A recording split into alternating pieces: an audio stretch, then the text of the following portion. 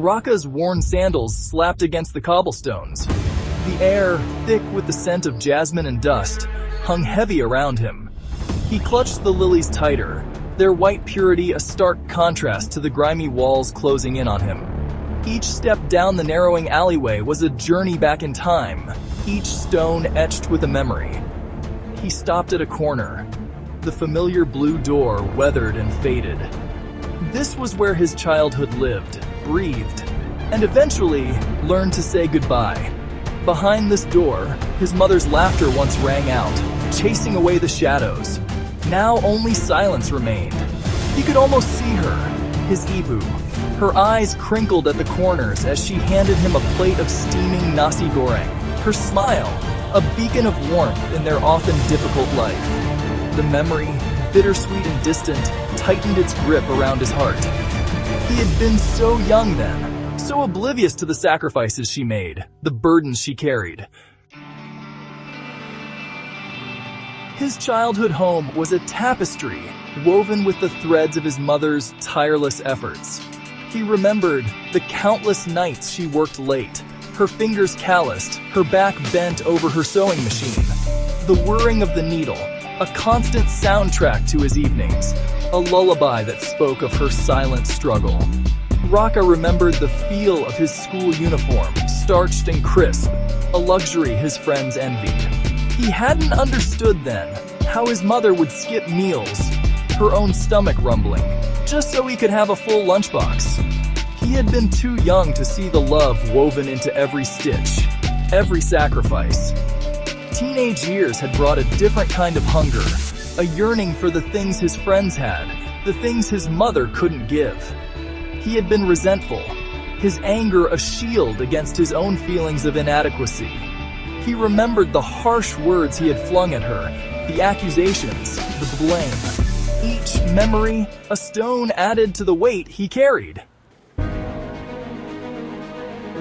He had craved a life beyond their small world, a life of opportunities that seemed always out of reach.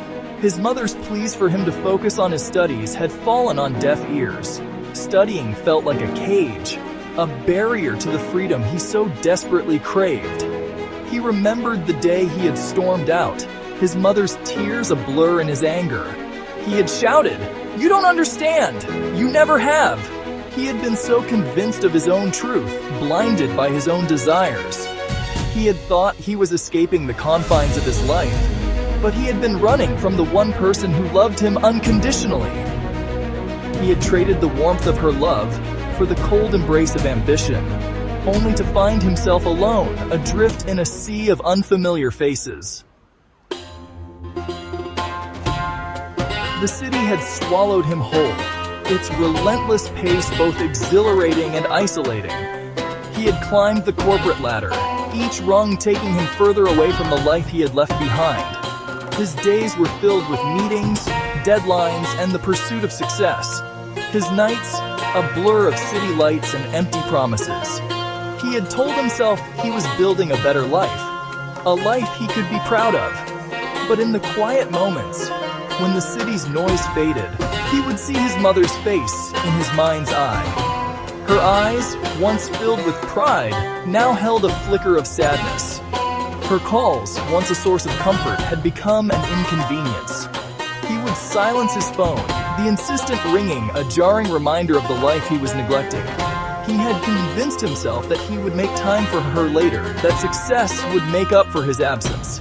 He had not realized then that time, unlike success, waits for no man. The call came on a Tuesday, the insistent ringing of his mobile piercing through the fog of his exhaustion. He had almost silenced it, habit taking over, but something made him answer. The voice on the other end was not his mother's. It was his aunt, her voice trembling as she delivered the news. His mother was gone. The words hung in the air, heavy and suffocating. The city, once so alive with sound, seemed to fall silent around him. The weight of his neglect, the missed calls, the unsaid apologies, crashed down upon him with the force of a tidal wave. He had built his life on the foundation of her sacrifices, yet he had failed to build a bridge back to her. The guilt was a physical ache, a constant reminder of his failure. He had spent his life chasing success, only to find himself kneeling at the altar of regret. The lilies trembled in his hand as he stood before her grave, the inscription a stark reminder of the life that was no more. "Ibu," he whispered, his voice choked with emotion. "Maafkan Aku, forgive me." He had spent his life seeking forgiveness from the world for his ambition, his drive, his relentless pursuit of more. But the only forgiveness that truly mattered was the one he could no longer ask for. He stayed there long after the sun had set, the silence of the graveyard, a stark contrast to the cacophony of his life. He spoke of his regrets, his love, his pain. He spoke of the lessons learned too late, the understanding that came at too high a price. He left the lilies at her grave, their white petals a symbol of the purity of her love, a love he was only now beginning to truly comprehend. He would carry the weight of his regret, but he would also carry her memory, her sacrifices, her love, as a guiding light in the darkness. He would honor her memory, not just in words, but in the way he lived his life, with kindness, compassion, and a love as boundless as hers.